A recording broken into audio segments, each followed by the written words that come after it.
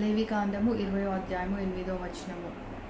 మీరు నా కట్టడలను ఆచరించి వాటిని అనుసరింపవలెను, నేను మిమ్మును పరిశుద్ధపరచు యెహోవాను. దేవుడు ఏమంటున్నాడు?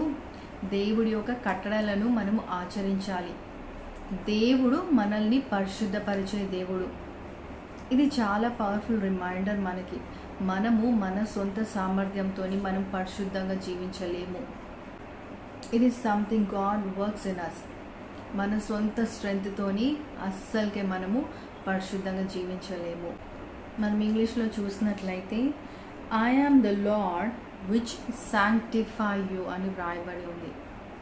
To sanctify means to be set apart, made Holi and dedicated for a purpose.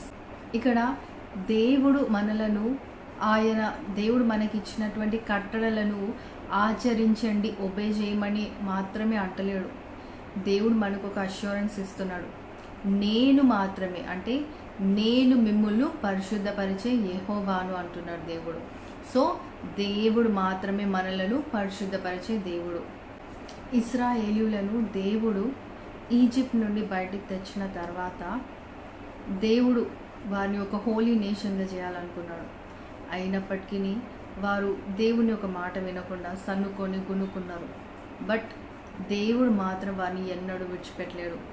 వారు ఆ సన్నుకున్న గునుకున్న అవిధేయతగా ఉన్నా కానీ దేవుడు వారిని గైడ్ చేసి, their holiness was not based on their perfection but on God's covenant with them. దేవుడు మీరు పరిశుద్ధంగా జీవించి నా దగ్గరికి రండి అని అన్నాడు. మీరు ఏ విధంగా అయితే ఉన్నారో ఆ విధంగా నా దగ్గరికి రండి, నేను మిమ్మల్ని పరిశుద్ధపరుస్తాను అని దేవుడు అంటాడు. I am the lord who sanctify you. It's a promise of hope.